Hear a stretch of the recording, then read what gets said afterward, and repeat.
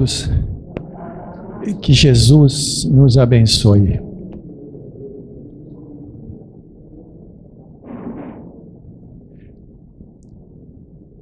O mundo espiritual,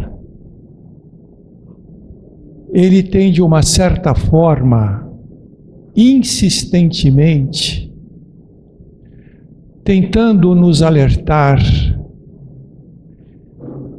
pela nossa lentidão em permitir que o Evangelho nos modifique.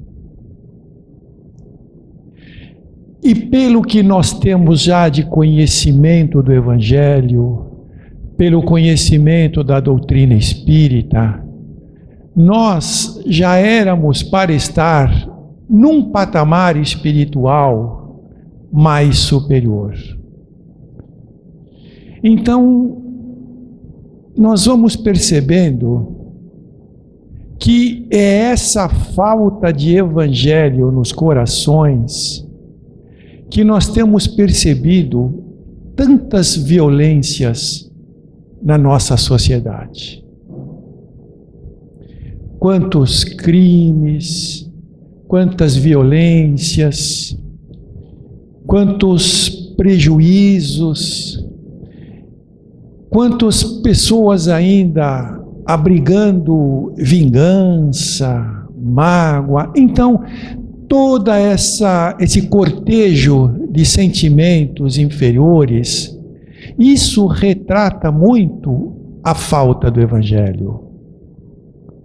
Nós estamos vivendo na superficialidade. Nós podemos ter contato com o Evangelho, nós podemos lê-lo, mas quando esse Evangelho começa a nos mostrar as nossas falhas, quando ele começa a nos mostrar os nossos erros e o que temos que mudar, a gente já tira o pé. A gente já não torna-se tão interessante. Porque muito daquilo que ele nos alerta, nós nos comprazemos. Nós não queremos largar.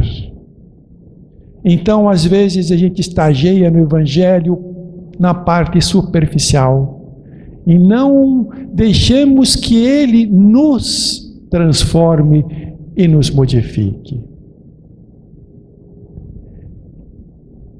Hoje nós percebemos também que muitas pessoas, por exemplo, que se dizem cristãs, e muitos se dizem cristãos, também é só de superfície. Porque o que é ser cristão? É aquele que segue os ensinamentos do Cristo, que procura, pelo menos procura, agir de uma forma melhor. Então há um fato ocorrido, que Gandhi, certa vez, estava sendo levado a um tribunal, pelas perseguições que sofria, e ele estava sendo levado, e de repente passou um grupo de soldados britânicos, e um deles deu um soco, sem mais sem menos, no Gandhi, jogando no chão. Ele levanta-se, não fala uma palavra, nenhum gesto de censura, simplesmente levanta-se e continua na caminhada para onde ele ia. Aquele soldado, não contente com isso, foi e deu outro soco, derrubando novamente.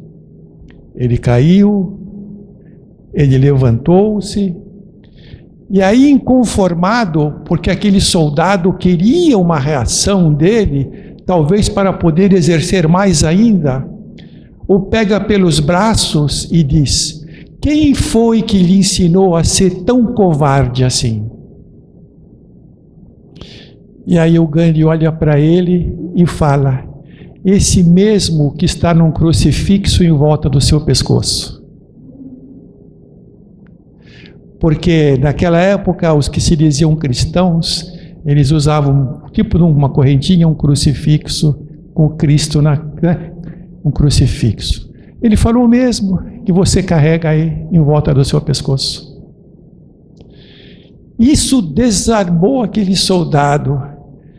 Isso fez com que ele pudesse refletir profundamente a sua atitude, porque como ele carregava aquele símbolo, né, dizendo-se cristão, e partia por um ato de violência inconcebível. Um fato quase que semelhante ocorreu com Joana de Ângeles também, porque essas pessoas foram muito perseguidos, porque eles tinham uma conduta de acordo com como Cristo ensinava e procuravam dar os exemplos, então eram muito perseguidos. E certa vez também soldados perseguiram Joana de Ângeles, ameaçando-a de pô-la numa fogueira, agrediram, e ela também não abriu a boca. E aí um deles perguntou: o seu Cristo, ele só assim ensinou você a saber sofrer?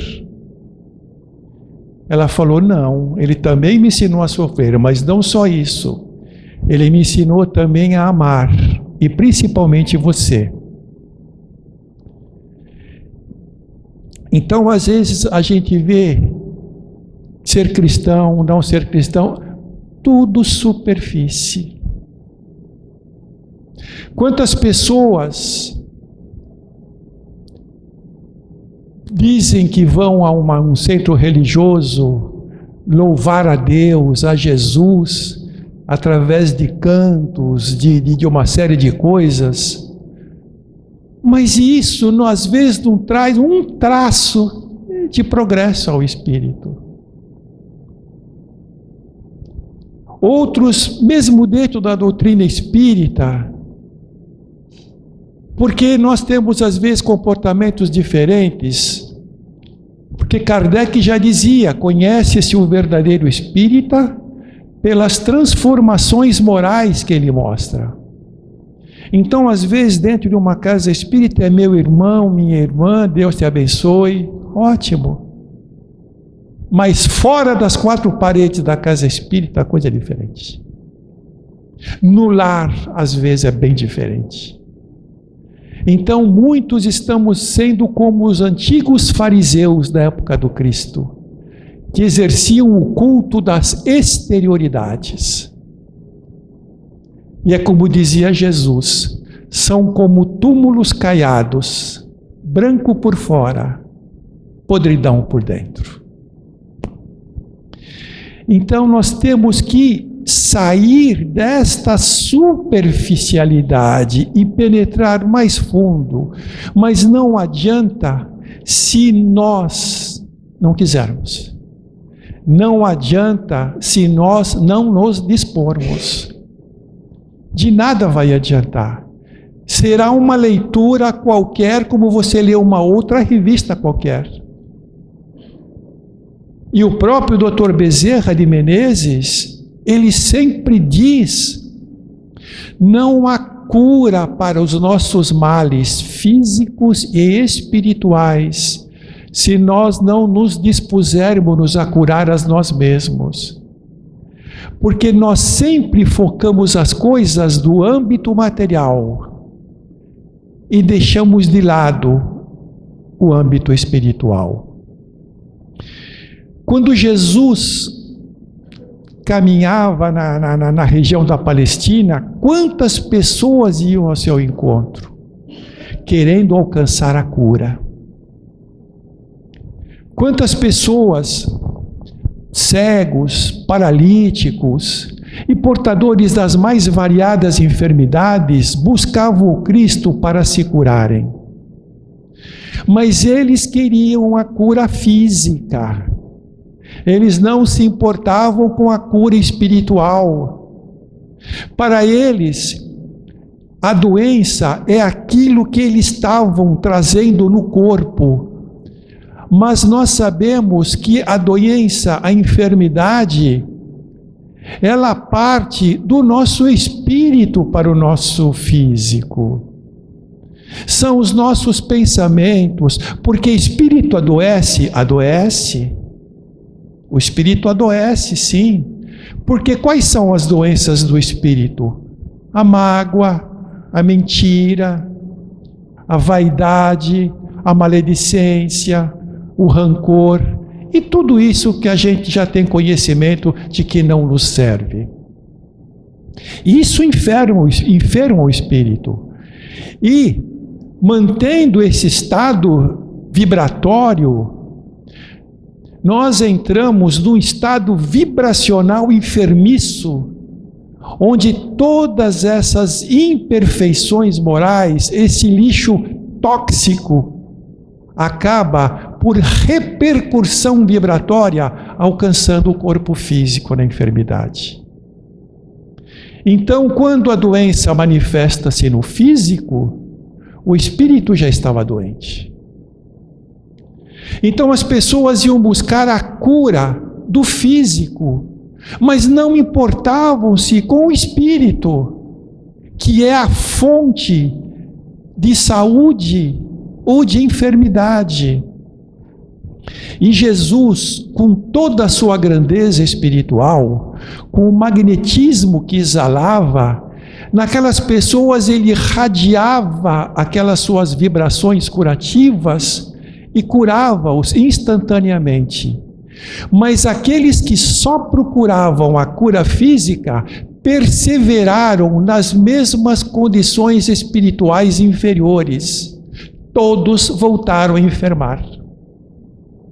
Somente aqueles que procuraram uma transformação, e eu sempre falo, não transformarem-se em anjos, porque ainda é impossível, mas todos aqueles que procuraram uma transformação para melhoras, curaram-se definitivamente.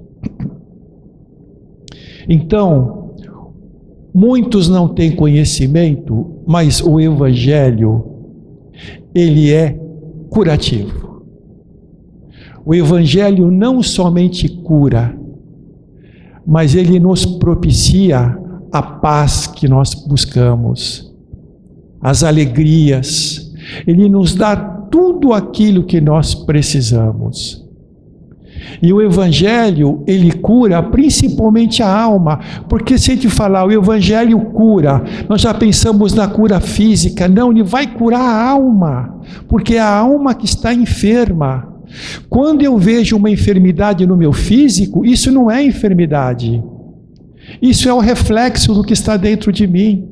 A doença está lá dentro de mim. Aqui eu estou apenas como um espelho, refletindo o que se vai no meu interior. Então eu preciso curar a minha alma. E a alma curada é espírito, é corpo curado. Eu tenho 2 exemplos muito interessantes de como o Evangelho nos cura. Certa vez eu estava caminhando no calçadão da praia, e aí encontrei um rapaz que veio ao meu encontro, e ele me reconheceu, conversou comigo, ele falou: olha, eu queria externar a você uma gratidão muito grande. E se você talvez nem saiba, todas as noites eu rezo por você. Falei, que bom, preciso, né? Aí falou: você salvou a minha vida. Não houve detalhes, apenas ele mesmo disse: você salvou a minha vida. Então eu sou muito grato a você pelas lições do Evangelho que certo dia numa palestra eu ouvi de você. O Evangelho cura, cura. Outro que me chocou não, que me chamou muita atenção, eu estava numa casa espírita fazendo palestra, e eu ia começar, e tinha muitas pessoas no salão, e vi quando um rapaz entrou e sentou-se no fundo. Mas eu percebi algo, que aquele rapaz entrou de uma certa forma agitado. Eu percebi isso de longe, mas tudo bem. Mas depois, à medida que eu ia falando sobre o Evangelho, eu percebi que houve algo nele que ele ficou meio que paralisado. Eu falei, bom, ele prestou bastante atenção, terminou a palestra, tchau, e fui embora. No dia seguinte, eu recebo um telefonema em casa. Era esse rapaz. Eu não o conhecia, ele nem tinha meu número. Ele me ligou e falou: olha, senhor Dárcio, eu estou te ligando, você não me conhece, eu estive na sua palestra ontem. Quando ele falou isso, eu mais ou menos me liguei naquele rapaz que eu tinha visto. Ele falou: e o seu telefone também eu não tinha, mas eu consegui, através da casa espírita ou de algumas pessoas que lá estavam. Eu falei: não, tudo bem, sem problemas. Ele falou: olha, eu quero também, estou te ligando só para te agradecer, porque eu comecei uma vida nova. Eu falei: que bom. Ele falou: você falou tantas coisas baseadas no Evangelho, que aquele Evangelho mexeu comigo. Quando acabou a palestra, eu fui procurar na casa os dirigentes, que eu queria já começar a fazer os tratamentos espirituais que me fossem possíveis. E eu falei, e quando eu estive lá com eles, eu entreguei a minha arma. Eu estava armado na palestra. Aí eu falei: mas por que você anda armado? Ele falou: não, sabe como é que é, né? A gente tem que... é questão de segurança, por aí. Não sei que tipo de vida que ele vivia. Mas para ele fazer isso, eu acredito que a casa deva depois ter tido contato com alguma autoridade policial para entregar aquela arma. O rapaz, por esse fato de entregá-la e já se render totalmente ao Evangelho, onde o Evangelho realmente mostrou que ele estava errado e o que ele podia melhorar. E ele aceitou, ele quis, ele tinha disposição. É diferente. A gente precisa abrir o coração, só isso, e não manter o coração fechado para todas essas circunstâncias. Então, aí eu pergunto: o Evangelho cura? Cura. É medicação da alma. Curou um espírito perturbado, enfermo, necessitado. E nós, às vezes, temos tanto do Evangelho e nós ainda permanecemos muito lentos, muito distraídos e não damos a devida importância e nos lamentamos com uma série de circunstâncias que nos acontecem. E às vezes, perseverando essas imperfeições, nós adentramos em campos perigosos de obsessões. São situações muito dramáticas, que essas imperfeições da alma, que são corrigidas pelo Evangelho, mas que nós não permitimos que ele corrija, então nós acabamos tornando-nos presas de processos obsessivos.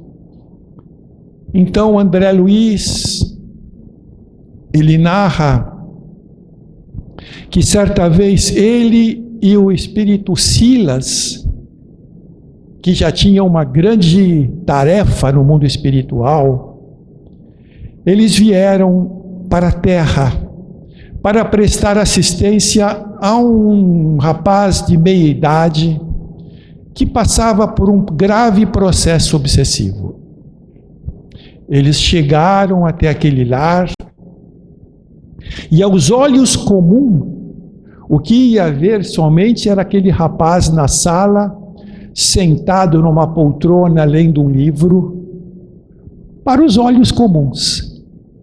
Mas para os olhos mais aguçados, para o plano espiritual, havia ali vários obsessores. E dentre esses vários obsessores, 2 chefes. Os 2 eram tios daquele rapaz.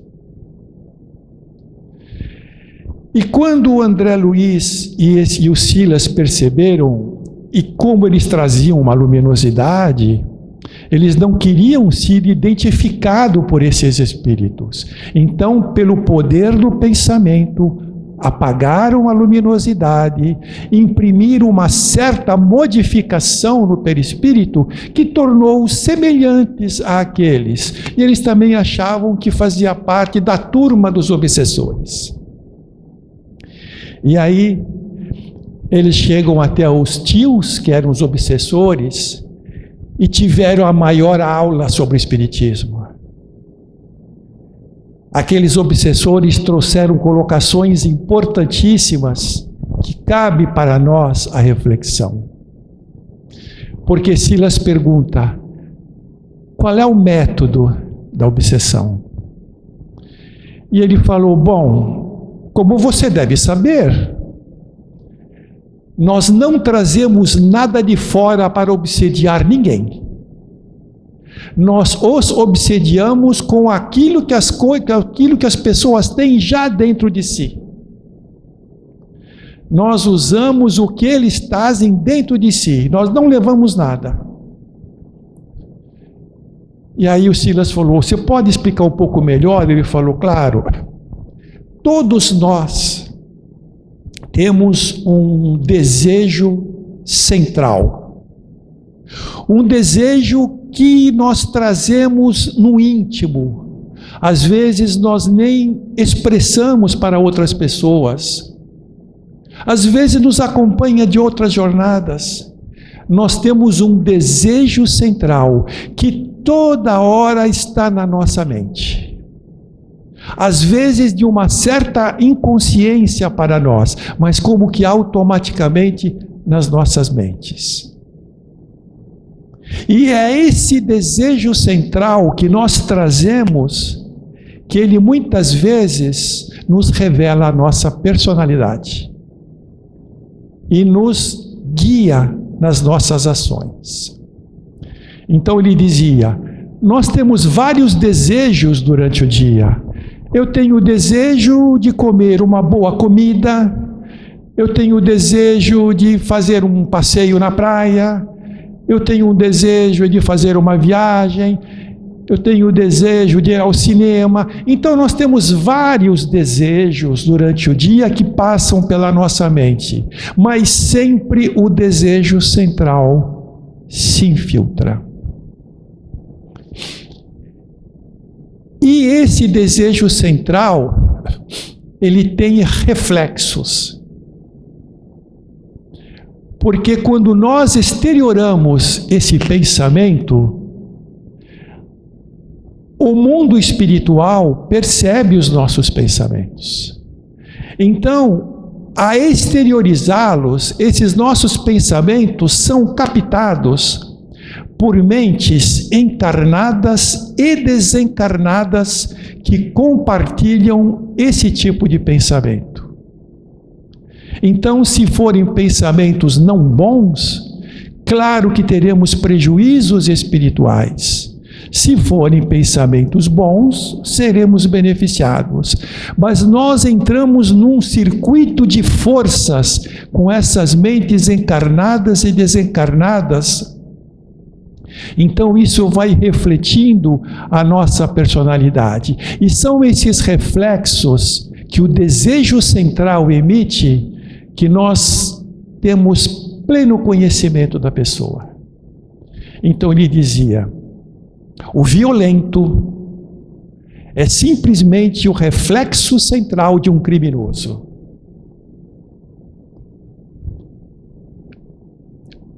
O maledicente é o reflexo do caluniador.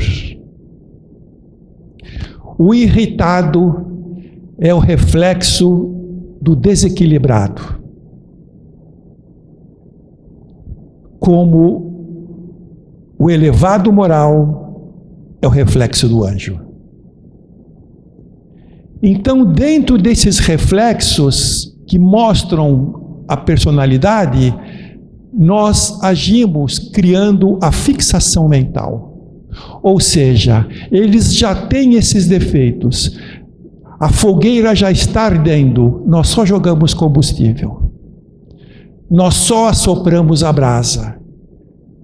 Então, se a pessoa é egoísta, nós vamos incentivar o egoísmo.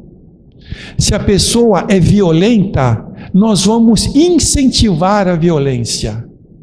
Nós vamos incentivar os pontos negativos que ela mostra, para que dentro desses pontos negativos ela se perca e sofra graves consequências.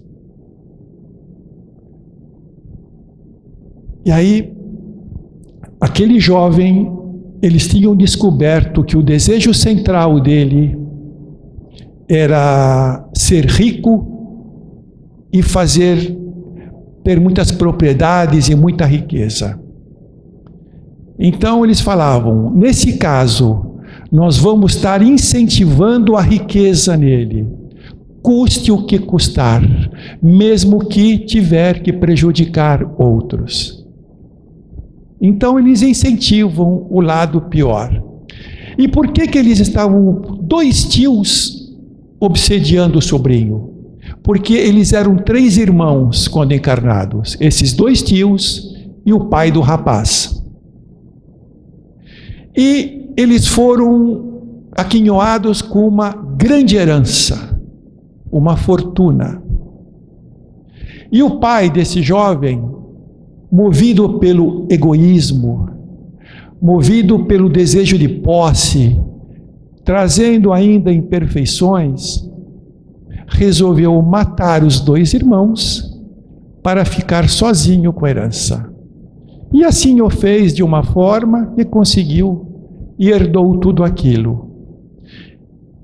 Então os tios desse rapaz estavam enlouquecidos, porque se viram prejudicados e queriam a revanche, queriam a vingança. Então, como o pai do rapaz também já tinha desencarnado, eles queriam vingar no filho e levá-lo a situações muito deprimentes e muito difíceis. A situação estava difícil e a espiritualidade teve uma solução assim espetacular.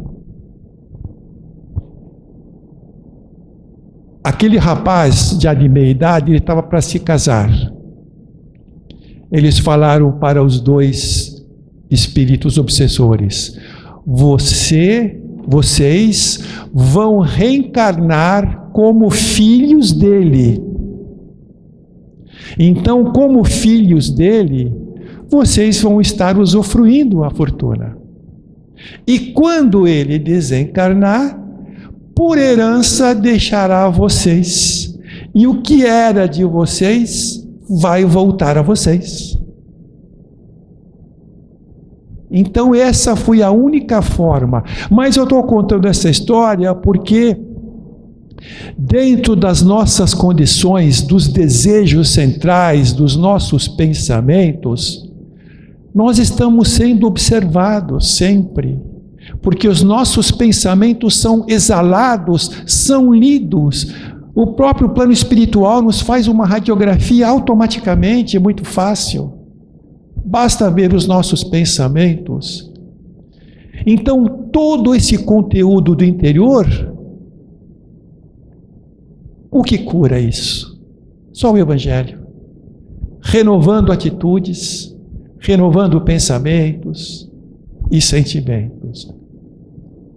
Uma grande personagem da nossa história foi curada pelo Evangelho. Maria de Magdala. Maria de Magdala era uma cortesã, era uma mulher muito bonita, tinha muitas posses e era uma prostituta. Então ela tinha muito contato com as pessoas do alto escalão do império, pessoas de outros países. Então, pessoas de muito, assim, autoridade frequentavam o seu lar. Mas ela era triste. ela vivia amargurada, ela sofria. E aí, certa vez, ela estava caminhando e ela percebeu Jesus falando a uma multidão. E ela aproximou-se e ficou observando, ouvindo aquilo que Jesus falava. E Jesus estava falando para aquelas pessoas sobre o amor. E como Jesus falava, da forma que Jesus falava, e como Jesus olhava a cada um, porque cada um que Jesus olhava, ele olhava o fundo da consciência. Jesus penetrava no desejo central de cada um. Começou a falar sobre o amor e olhou firmemente para ela. E ela começou a pensar: onde foi que a minha alma falhou? Onde foi a falha do meu espírito? Então ela absorve tudo aquilo, depois ela foi embora, mas no outro dia ela foi procurar Jesus. Falou: Senhor, eu vim aqui te procurar, porque tu sabes a vida que eu levo, as minhas angústias, as minhas amarguras, aflições. Aí o Cristo disse: tu és muito bem-vinda, sem nenhuma censura, sem nenhuma crítica. Então ele a acolhe amorosamente e diz: você é uma bem-aventurada, porque ontem, na minha fala, você absorveu as lições do Evangelho. Eu percebi que o Evangelho entrou na tua consciência. Hoje, um novo sol se faz na tua vida. Você irá caminhar sobre uma nova luz. Regozija-te com o Pai por ter permitido as palavras do meu Evangelho penetrarem no seu coração. Ela falou: Senhor, eu sinto uma disposição nova, eu queria ser uma ovelha do seu rebanho. Mas será que o nosso Pai, será que Deus permite? Aí Cristo responde: mas não há pecado que dure eternamente. E não duvide da bondade do Senhor, porque Ele nos perdoa constantemente. Vede na primavera quantas casas em ruínas e nelas nascem flores. As ruínas somos nós. As flores são as esperanças de Deus. Então siga nessa tua nova proposta, nessa tua nova vida. Mas eu queria amar. Eu sinto que eu queria amar, porque o desejo central dela era amar e ser amada. O Cristo já tinha percebido. Amar e ser amada. Só que o seu desejo central, ela não controlava o seu desejo. Ela era controlada pelo seu desejo. Então, ela começa a buscar um processo renovador. Então ela tem um diálogo muito grande com o Cristo e, expressando todas as suas dificuldades, falou: Senhor, eu trago muitas culpas do passado, como nós. Quantas pessoas trazem culpas, trazem situações mal resolvidas, que se acham culpadas. Ela falou: eu trago muitas culpas do passado. Ele falou: você se aproximou de mim porque no íntimo você sentiu que Deus te ama. E dentro desse amor de Deus, você se aproximou de mim. Porque só a bondade cura o espírito. Somente o amor cura o espírito. Você sentiu esse amor do Pai. Esse amor do Pai já começou agora a sua transformação.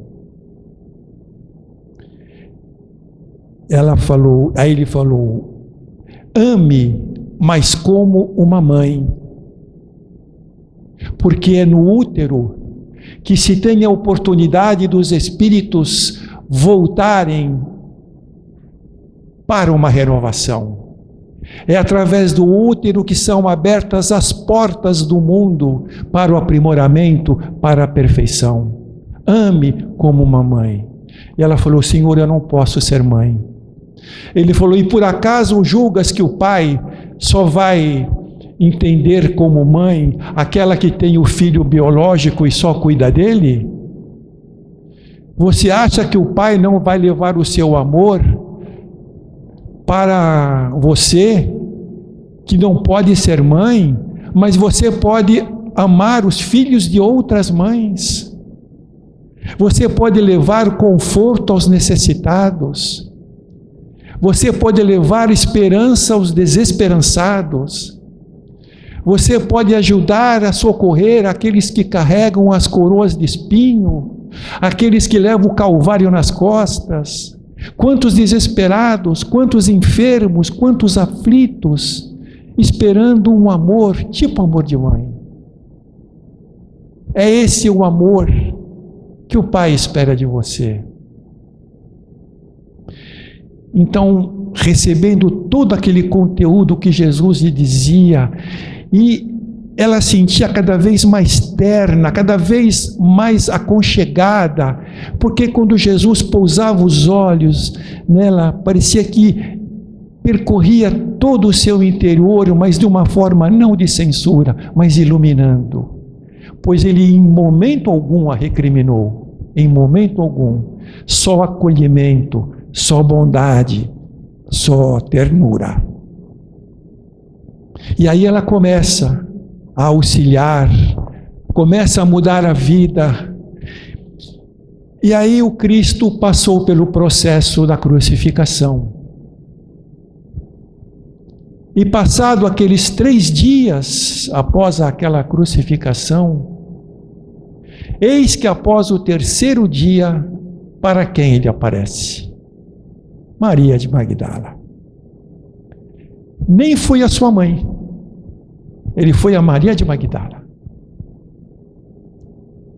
E porque ela estava tão absorta nos pensamentos, onde tinham colocado o corpo de Jesus, que de repente ela estava de costas e sente uma mão que pousa nos seus ombros. E quando ela vira, ela fala: mestre, ela teve um ímpeto, te abraçava, ele falou: não me toque ainda não fui ao meu Pai, mas eu vou até meu Pai e vos prepararei um lugar lá. A morte não existe, eu estou vivo e estarei convosco até a consumação dos tempos. E aí Jesus desaparece do ângulo de visão dela. E aí ela trabalhou, se dedicou bastante àquelas pessoas. Chegou um momento que ela se enfermou, a idade avançou um pouquinho, a enfermidade, e ela acaba desencarnando normalmente. E quando ela, primeiro movimento, quando sai fora do corpo, ela percebe Cristo segurando-lhe as mãos. A envolve num abraço, e ela também o abraça, e naquele momento o Cristo começa como que volitar, levando ela junto assim, para as excelsitudes da vida espiritual. Então, vejamos, muitas pessoas trazem os complexos de culpa de muitas circunstâncias na vida. Mas quando nós nos sentimos amados por Deus, esses complexos terminam. Veja Paulo de Tarso. Ele foi orgulhoso, perseguia cristãos, foi o culpado pela morte de Estevão, onde determinou a morte de Estevão, mas depois reencontrou no Cristo, no Evangelho, a sua transformação.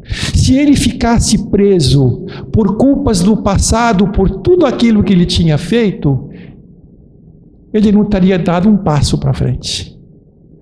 Ele estaria na mesma situação. Mas foi por sentir o amor de Deus e de Cristo que o transformou. Então, às vezes, é preciso pensar, qual é o nosso desejo central? Quais são os pensamentos que nos guiam? Quais são as minhas condutas perante o mundo, perante a sociedade, onde eu quero que eu me encontre? Quais são os pensamentos que mais dominam a minha mente? Mas são pensamentos positivos? Ótimo. Mas se não, o Evangelho corrige. Mas basta que nós queiramos. Porque aprimorar-se mais no Evangelho, à medida que nós vamos nos adentrando, nós começamos a sentir esse amor do Cristo por nós. É automático.